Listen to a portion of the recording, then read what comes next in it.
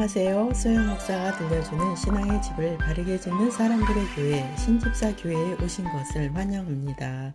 오늘 말씀은 잠언 9장. 잠언 9장은 잠언서 전체를 요약한 느낌이 들 정도로 지혜와 어리석음을 대조적으로 묘사하고 있습니다. 본장은 여호와를 경외하는 것이 지혜의 근본이라는 대명제를 직접적으로 선언하고 있습니다. 그리고 모든 지혜의 근원 되시는 분은 우리를 만드신 하나님이심을 강조합니다. 특히 본장에 등장하는 인물인 현숙한 여인을 지혜로, 미련한 여인을 어리석음으로 비유하고 있습니다. 현숙한 여인으로 비유된 지혜는 여호와를 경외함으로써 생명길을 얻는다고 말씀합니다. 미련한 여인으로 비유된 어리석음은 일시적인 쾌락을 따라 살다가 결국에는 사망에 이르게 된다는 말씀입니다. 그리고 지혜를 인격적인 존재인 것처럼 묘사하면서 특히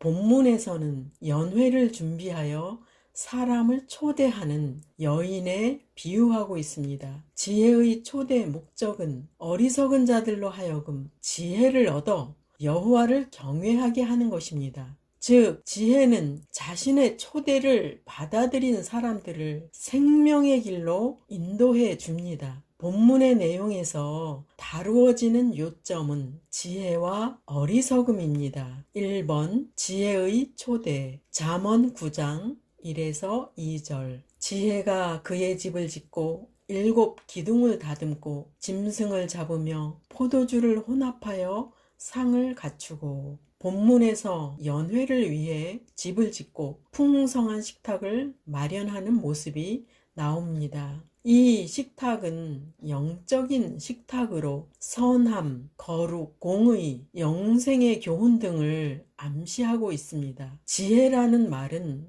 호크마라는 단어의 복수 형태로서 그 의미는 풍성함을 의미합니다. 또 7 기둥을 다듬고에서 7이라는 수는 성경에서 완전을 뜻하는 것입니다. 따라서 즐거운 연회를 위해 완전한 준비를 갖추는 것을 의미합니다. 그 완전함은 풍성한 식탁을 마련하여 초청에 응하는 자들이 모자람 없이 즐길 수 있게 된다는 것입니다.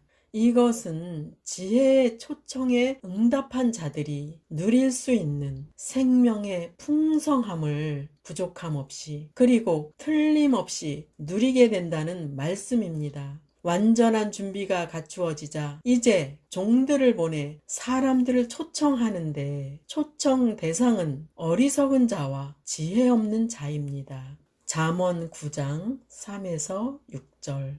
자기의 여종을 보내어 성중 높은 곳에서 불러 이르기를 어리석은 자는 이리로 돌이키라. 지혜 없는 자에게 이르기를 너는 와서 내 식물을 먹으며 내 혼합한 포도주를 마시고 어리석음을 버리고 생명을 얻으라. 명철의 길을 행하라 하느니라. 지혜는 어리석은 자들을 초청하며 부릅니다.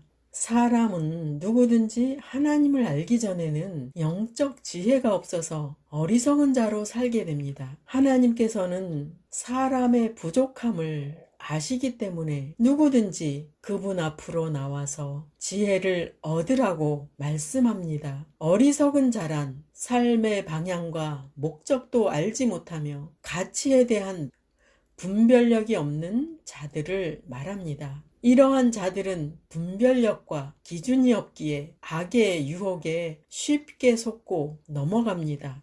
지혜는 그러한 자들을 향해 와서 내 식물을 먹으며 내 혼합한 포도주를 마시고 어리석음을 버리고 생명을 얻으라고 말씀합니다. 하나님께서는 천국에 들어갈 사람들을 믿는 사람들을 통하여 초청하고 계십니다. 지혜의 테이블은 바로 영적 양식인 말씀을 가리키는 것이고 상차림이란 천국의 백성으로 살아가는데 필요한 여러 가지 중요한 교훈들을 가리키는 것입니다. 이 말씀은 지혜의 교훈을 받아서 영생을 소유하고 삶의 유익을 경험하라는 말씀입니다. 지혜가 없는 자도 어리석은 자도 와서 상 차림에 있는 식물과 포도주를 마시고 생명을 얻으라고 말씀하십니다. 이 말씀을 신약에서 답을 찾는다면 요한복음 6장 54절 나의 살을 먹고 나의 피를 마시는 사람은 영생을 얻으며 나도 그 사람을 마지막 날에 부활시킬 것이다 입니다. 즉 예수님을 양식처럼 중요하게 여겨서 피가 되고 살이 되게 믿으라는 말씀입니다. 우리나라의 속담 중에 피가 되고 살이 되다 라는 말은 마치 성경을 읽은 사람이 만든 것처럼 의미가 성경과 잘 맞습니다. 하나님의 지혜를 얻어서 피와 살이 되게 하시기 바랍니다. 예수님의 살과 피를 양식으로 삼아서 영생의 축복을 누리시기 바랍니다. 이러한 지혜의 초청에서 요구되는 두 가지가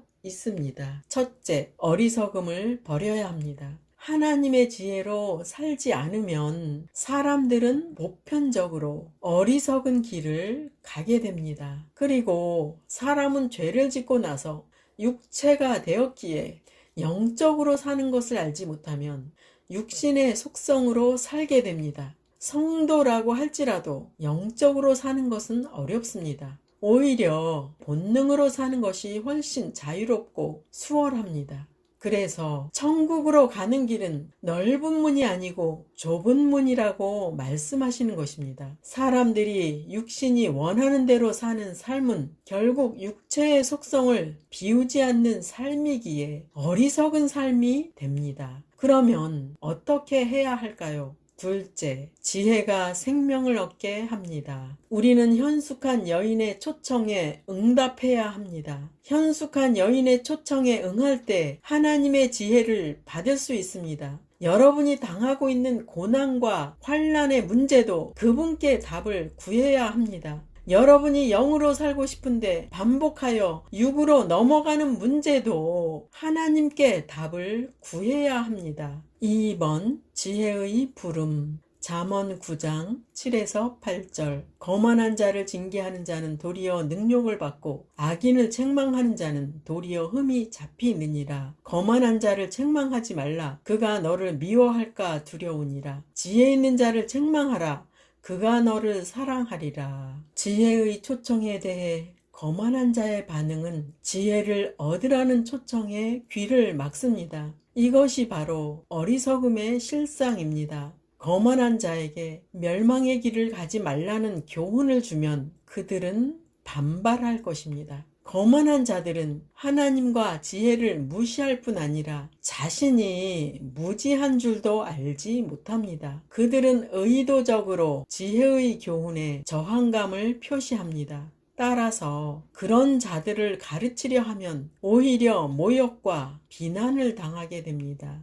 지혜의 부름은 모든 사람에게 공개적으로 선포되고 그 교훈은 누구에게나 필요하지만 모든 사람이 다 이 교훈을 받아들이는 것이 아니라는 것입니다. 이러한 거만한 자의 태도와는 달리 지혜의 교훈을 잘 받아들이는 사람이 있습니다. 잠언 9장 9절 지혜 있는 자에게 교훈을 더하라. 그가 더욱 지혜로워질 것이요 의로운 사람을 가르치라. 그의 학식이 더하리라. 본문의 말씀은 하나님께서 선택한 자녀들은 성령님의 훈련을 받게 된다는 말씀입니다.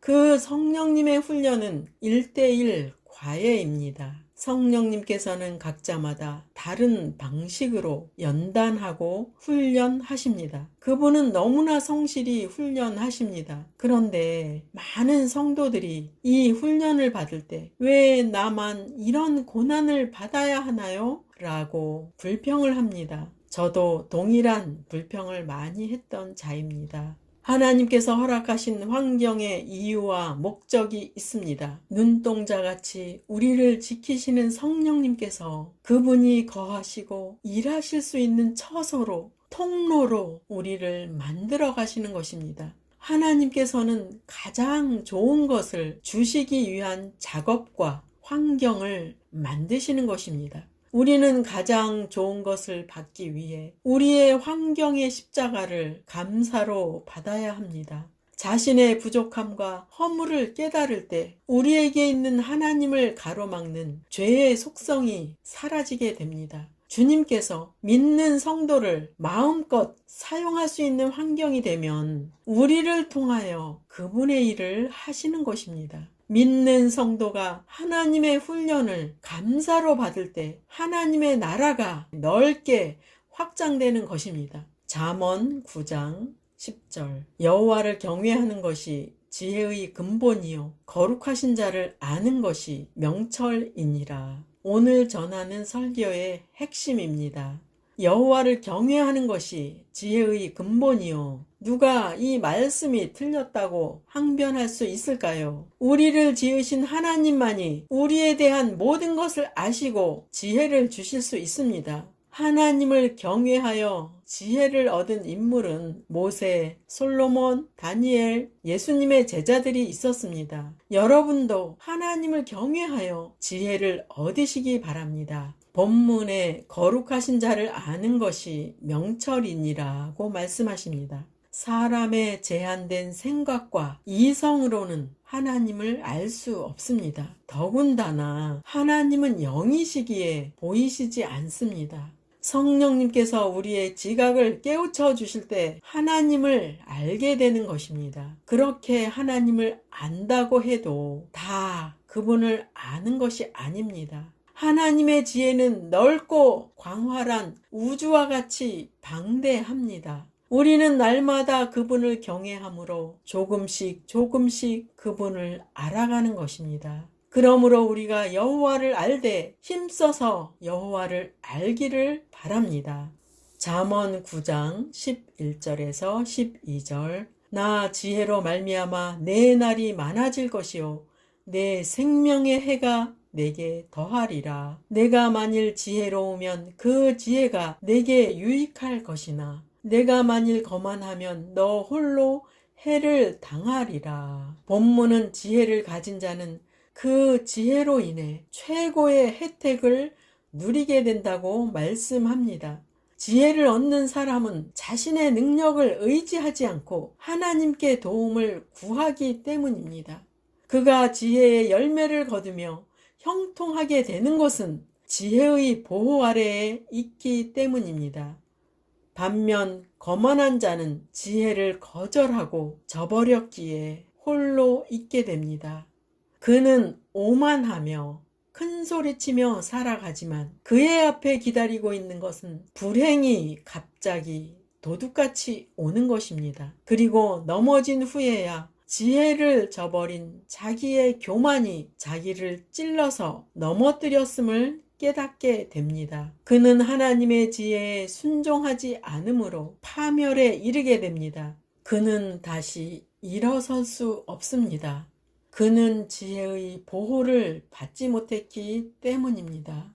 3번 어리석음의 초대와 그의 응한 자의 결국 잠언 9장 13절에서 15절 미련한 여인이 떠들며 어리석어서 아무것도 알지 못하고 자기 집 문에 앉으며 성읍 높은 곳에 있는 자리에 앉아서 자기 길을 바로 가는 행인들을 불러 이르되 미련한 여인은 연회를 준비하고 지나가는 행인들을 초대합니다. 미련한 여인의 특성을 주목하십시오.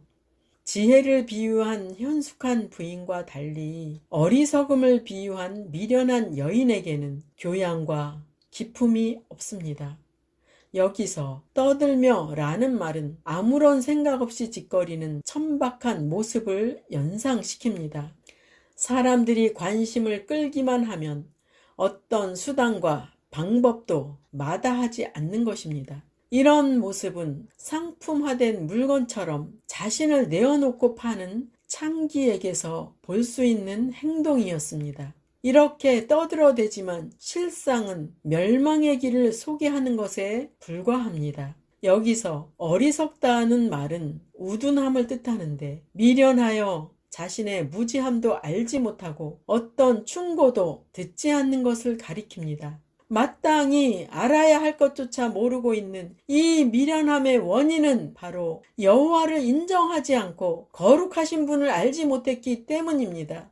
지혜의 근본을 무시했으므로 아는 것이 아무것도 없는 것이 당연합니다. 그런데도 불구하고 이 미련한 여인은 사람을 불러 유혹합니다. 자신의 무지함과 미련함을 감추고 매력적인 모습을 꾸며 유혹에 넘어갈 만한 어리석은 자들을 부릅니다. 자기 집 문 앞에서 부를 뿐 아니라 지혜와 경쟁하기 위해 역시 성읍 높은 곳에 있는 자리에 앉아서 부릅니다. 성읍 높은 곳에 있는 자리에 여왕처럼 앉아서 지나가는 이들의 눈길을 끕니다. 그렇게 해야 자기 길을 바로 가는 행객을 유혹할 수 있기 때문입니다. 자기 길을 바쁘게 가는 자들을 향해 부르는 것을 볼 때 미련한 여인이 그 대상을 가리지 않고 누구에게나 유혹의 덫을 준비하고 있음을 알 수 있습니다. 결국 미련한 여인이 초대하는 대상은 어리석은 자요, 지혜 없는 자입니다.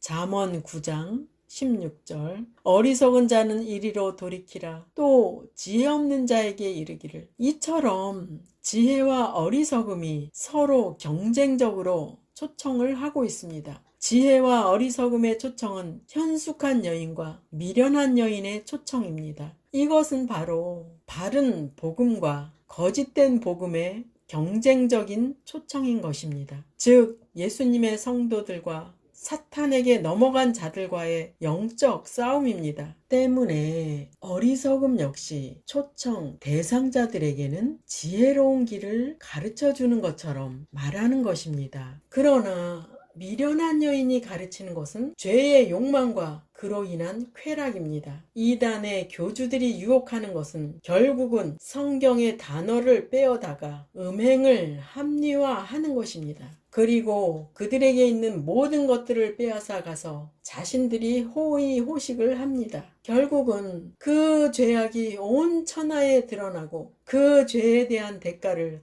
땅에서도 받고 하나님의 심판대 앞에서 받게 됩니다. 잠언 9장 17절 도둑질한 물이 달고 몰래 먹는 떡이 맛이 있다 하는도다. 여기서 도적질한 물이란 잠언 5장 15절에서 18절까지 다루었던 음행을 가리키고 몰래 먹는 떡 역시 어둠 속에서 이루어지는 부도덕하고 죄악된 일들을 가리킵니다. 미련한 여인의 상차림이 겉보기에는 훌륭한 식탁을 준비한 것처럼 보입니다. 그러나 어리석음이 준비한 것은 죄악된 욕망을 부추기고 금지된 쾌락에 빠지게 하는 것입니다. 그 쾌락은 그릇된 욕망들을 순식간에 채워줄 것 같아 보일 것입니다. 하지만 진수성찬같이 매혹적으로 보이는 식탁에는 책망과 징계의 교훈이 없습니다. 삶을 교정하는 어떠한 덕목도 없습니다. 이 여인이 베푼 식탁에는 도덕적이고 영적인 판단력을 흐리게 하는 욕망이라는 음식만 제공되고 이 초대에 응한 자는 더욱 무지한 상태가 됩니다. 미련한 여인의 집에 있는 것들은 죽을 자들의 것이요 그 객들은 모두 음부 깊은 곳에 있습니다. 잠언 9장 18절 그러나 어리석은 자들은 그곳이 사형장이며 그녀의 손님들이 지옥에 산다는 것을 알지 못한다. 미련한 여인이 제공하는 일시적인 쾌락 후에는 영원한 괴로움, 영적 죽음이 있습니다. 미련한 여인이 베푸는 식탁의 주된 음식은 생명을 빼앗아가는 성적 부도덕입니다. 악의 유혹은 자신의 길을 잘 가고 있는 자들에게도 미친다는 사실을 잊어서는 안 됩니다. 악은 어리석은 자뿐 아니라 나름대로 자기 길을 열심히 가는 자들에게도 유혹의 손을 내뻗습니다. 따라서 성도는 언제라도 악한 유혹에 대한 경각심을 늦추어서는 안 됩니다. 지혜와 어리석음은 생명과 죽음이라는 극단적인 두 길을 선택하는 것입니다. 지혜와 어리석음은 똑같이 모든 사람을 향해 부릅니다. 어리석음은 영혼을 사냥하여 멸망에 이르게 하려고 부릅니다. 지혜는 영원한 생명의 복을 약속하며 생명에 이르는 길에는 징계와 책임이 따른다고 가르치는 데 반면에 어리석음은 오직 쾌락만을 약속합니다. 그러므로 지혜의 길은 힘들어 보이고 어리석은 길은 쉬워 보입니다. 사람의 타락한 본성은 육신의 욕망을 자극하는 것에 더 끌리게 됩니다. 그러므로 하나님의 심판을 염두에 두지 않는다면 죽음으로 인도하는 어리석음의 초청에 응하게 될 것입니다. 어리석음을 따라간 결과는 사망입니다. 쾌락을 주겠다고 약속하지만 사실 쾌락도 없습니다. 오직 고통과 후회뿐입니다. 두 길 중에 선택하는 것은 여러분의 자유 의지로 선택할 수 있습니다. 그러나 자신이 선택한 것은 스스로 책임져야 합니다. 마태복음 7장 13절에서 14절 좁은 문으로 들어가라. 멸망으로 인도하는 문은 크고 그 길이 넓어 그리로 들어가는 자가 많고 생명으로 인도하는 문은 좁고 길이 협착하여 찾는 자가 적음이라. 천국을 향해 가는 길은 결코 넓은 길이 아닙니다. 천국을 향하여 가는 길은 좁고 길이 협착하여 찾는 자가 적다고 말씀합니다. 그러나 우리가 생각해야 할 것이 있습니다. 100년의 삶을 위해 쉽고 넓은 길을 선택할 것인가? 영원한 천국을 위해 좁고 힘든 길을 선택할 것인가 입니다. 오늘 잠언 9장의 말씀을 통해 지혜로운 자와 어리석은 자에 관한 말씀을 전하였습니다. 이 내용은 세상의 현실을 그대로 재현한 듯한 말씀이었습니다. 지금 우리의 현실에서 하나님께서 부르시는 지혜의 초청이 있고 광명의 천사로 가장한 사탄의 초청이 있습니다. 사탄은 이단을 사용하기도 하고 세상에 있는 쾌락과 세상의 즐거움을 통해 유혹하기도 하고 또는 종교 핍박을 통해 하나님을 섬기지 말라고 핍박합니다. 우리는 지금 이러한 현실을 접하고 있고 이러한 일들을 당하는 사람이 지구촌 곳곳에 있다는 것을 듣고 있습니다. 우리는 다른 종교에서는 이상하게도 순교하는 것을 보고 듣지 못했습니다. 삼위일체이신 하나님을 믿는 것으로 인해 핍박과 순교를 당합니다. 사탄은 분명히 존재하고 있기에 사람들을 사용하여 예수 믿는 성도들을 핍박하고 유혹하고 넘어뜨리는 것입니다. 그리고 사탄은 많은 사람들을 유혹하여 창조주 하나님을 믿지 못하게 하고 하나님께서 보내신 예수 그리스도를 믿지 못하도록 사람들을 유혹하고 거짓말로 속이고 있습니다. 하나님의 지혜가 여러분을 초청하십니다. 예수 그리스도를 믿고 구원을 받으라고 초청하십니다. 지혜가 베푼 식탁에 참여하는 모두가 되시기 바랍니다. 하나님의 지혜를 사모하는 모두가 되시기 바랍니다. 영원한 천국을 위하여 믿음으로 승리하는 모두가 되시기를 예수 이름으로 축원합니다. 마지막 시대를 살아가는 하나님의 백성 여러분, 교회는 다니지만 예수님을 그리스도로 믿지 않는 여러분, 하나님에 대해서 예수님에 대해서 잘 모르시는 여러분, 가나안 성도 여러분, 우리 함께 성경에 근거해서 성령의 능력으로 신앙의 집을 말씀대로 바르게 건축하도록 합시다.